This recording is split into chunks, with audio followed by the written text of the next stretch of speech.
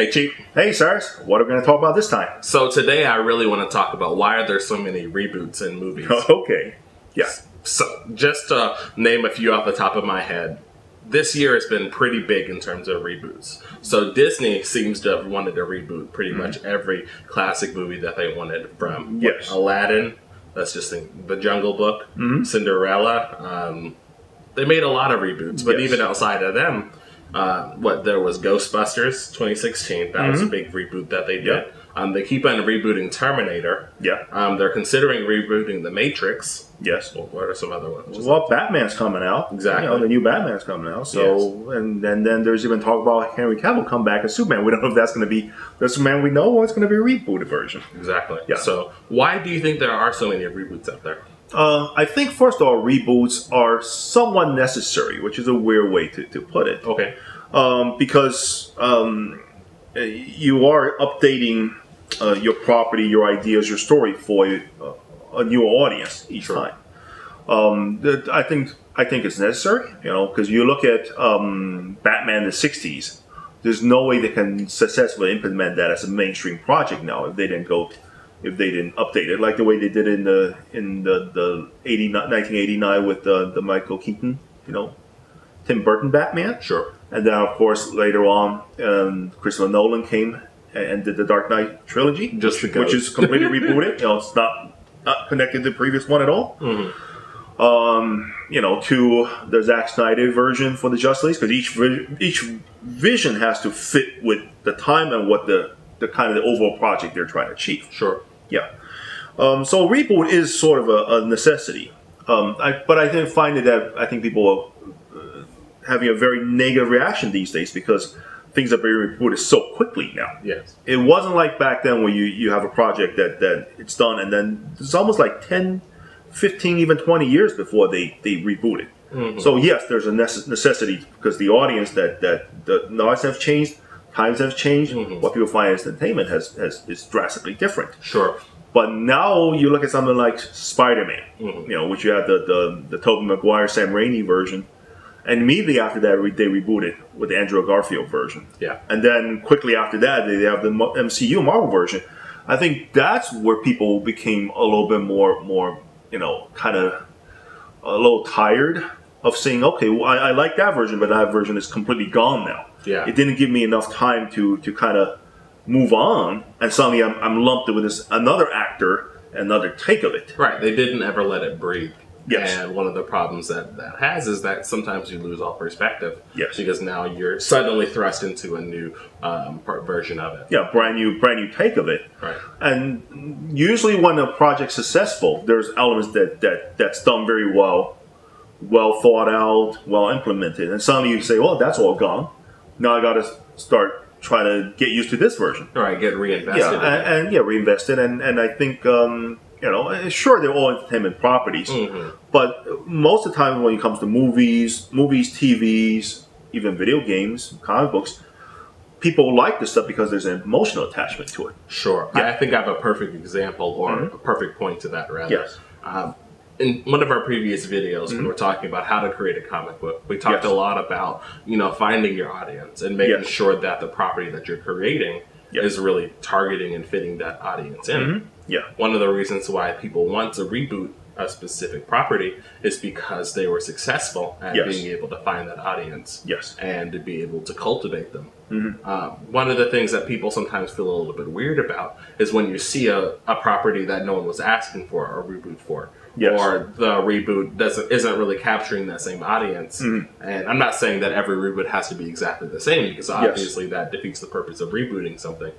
But sometimes it can be sort of spun in a negative light, and it can sometimes feel a little bit painful or terrible for the reader to be able to see. Like, perfect example of this for me would be Star Wars.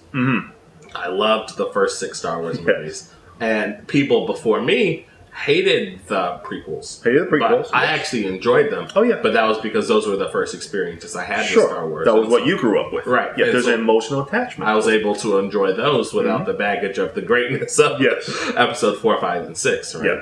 But if you look at what happened with 7, 8, and 9, they fundamentally undermined the characters Most importantly, Luke Skywalker. And that's a really big disappointment to everyone that came beforehand. Because Luke Skywalker is the greatest, man. He is the man. And then when you undermine him as a character and you make him a shell and antithetical to what he was in the first 3 movies, it really pains people. Because you have a whole generation that grew up with it. You know, I mean, I have a friend of mine who's in his 50s, and he talks about, I saw Star Wars first time as a kid, you know, in the local theater. And so there's a whole emotional, good memory aspect of it. And some of you have people to say, well, you got to put that aside for what we're trying to give you now. Exactly. They're practically different characters. It's a practically different character. And then the weird part is Star Wars is never truly rebooted. Yes. So you're just saying this is continuing from where your good memories left off. The same continuity. Yeah. But I would think a better example would be kind of like, in terms of reboot, would be the Joker in Suicide Squad versus the Christopher Nolan, the Dark Knight Joker. Sure. But that is the case where the Nolan Joker was done so well that what came afterwards so quickly was just unable to compete with a much stronger and better implemented idea. You're right, and it wasn't even like it was that quick. But it felt like it was because that's how great the performance was. Well, how strong of an impression it made in people's mind. I even remember the same friend I just mentioned. You know, he used to make fun of Joker. He goes, "Why is that that Batman can't stop the Joker? He's just a guy in a purple suit. Batman's got all these gadgets, and Joker's just a crazy guy running around. Right? You know, one kick or one punch should have taken out the Joker." And then I remember when The Dark Knight came out. And he went to see that. And he came back and says, "The DC Joker has to go now. This is why the Joker is terrifying." And one of the reasons he brought up was that he said it reminded me of the time when he was in New York growing up. There was the Son of Sam killer incident. He goes, the whole city was gripped in fear. He goes, that's what it reminded me of. He goes, it's just like this serial killer that goes out there like a lunatic. And unpredictable. Yeah. Now, I think that was the one element that added to the Nolan Joker that even I came across as, this makes sense why Batman can't stop him. Because he's crazy. He doesn't follow a pattern. He just does whatever comes to mind. Right. He uses criminal psychology, but the Joker inverts that and makes it incredibly difficult to follow him. So one of the things that I think is important to explore with a reboot are the shared themes and ideas that go from film to film or property to property, and then the things that they decide to change. Sometimes I think they can really capture the heart of an idea, but then maybe recontextualize it in a new way. And I think that's when reboots are at their best. Yes. Sometimes they can do that. And then there's times where they really don't hit the right mark. You know, sometimes I can't really blame all filmmakers or directors or even creators for making those mistakes because sometimes the idea is a product of its time. Sure. When you try to move it forward, it doesn't really fit. Well. Yeah, people grow up differently. You know, people don't feel the same way anymore. So even how we see technology around us changes. You know, so yes. Continuing with that same idea, I think people feel the same way about sequels as they do about reboots. Yes. Now it doesn't have the same issue that sequels don't have the same issues that reboots have. But one of the issues that you sometimes run into with sequels is that sometimes the story can run its course and you don't really know where to go. Yes, that's a big problem too because and it's a bigger problem in movies. Yes. More so than TV series or comic book.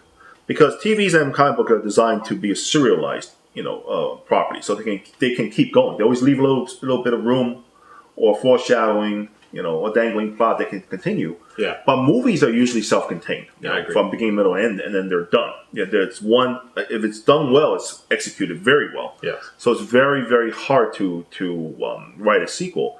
It's not impossible. It's just that when you do a sequel, you have to put a lot more effort into it.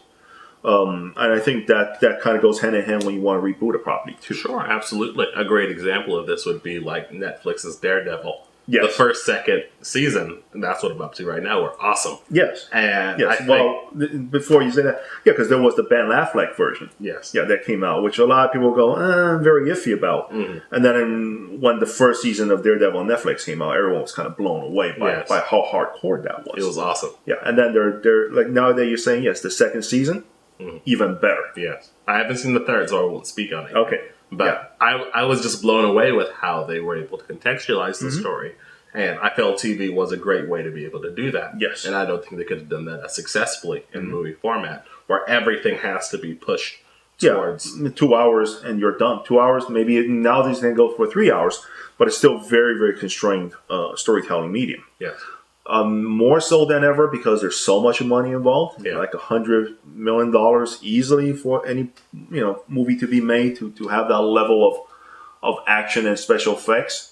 It's getting so expensive to experiment, and they kind of lock into a formula that we got to do it this way, otherwise, it may not. The audience may not respond as well. So that's why you find movies becoming less and less creative, as opposed to TV shows with smaller budget can usually experiment, try something a little bit more. Makes sense. I think that money is a big part of why we're seeing the current trends in the movie industry that we're seeing. I mean, we're seeing a lot less, smaller movies that are a little bit more constrained. Yes. But the other side of that, which I find really interesting, is the horror movies and how we're seeing somewhat of a resurgence and excellence of those movies. They're really just found a bunch of small budget movies that are able to come up with an interesting and unique idea. Oh, yes. Like The Invisible Man. Sure. I think that's pretty original. Of course, there was precedent before it in terms of the book and everything, but I really do appreciate the interesting take they took on that specific movie. Well, you always want to try a different take when you're putting out a new version, because otherwise, why bother? It's been if you're going to do it exactly, it's been done before.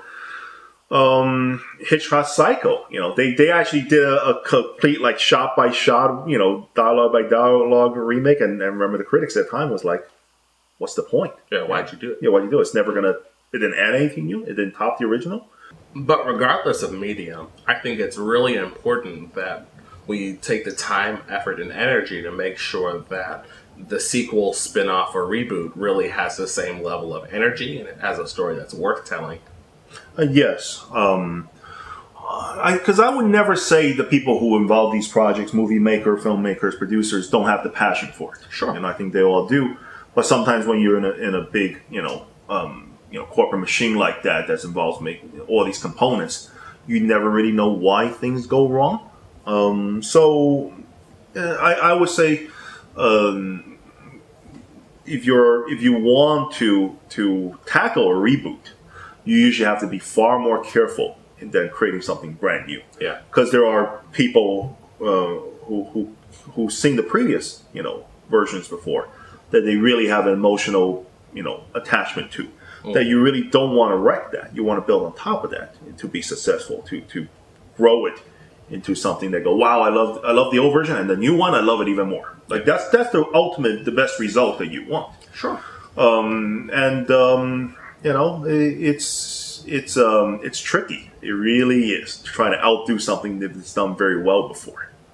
But it's not impossible. I think final example we can give is like Ghostbusters, the original everybody loved, and then there was the previous version which a lot of people didn't like, and now the upcoming version, when they put out the trailer, I think a lot of people got excited again. It was very positive. Yeah, very positive. There was they were able to stir some emotion in people, and get people to say, "Oh, I want to give that a chance." Sure, exactly. Yeah. The reason why you even want to do something along these lines is that you already have that built-in fan base that has an emotional response, and so because they have that emotional response, you have to be a little bit more aware of how it's going to be played. But it's just more work. It's like anything else. Yeah, it's that. But I think it's great money, and I think there's great opportunities associated with it. Yes, just like anything else.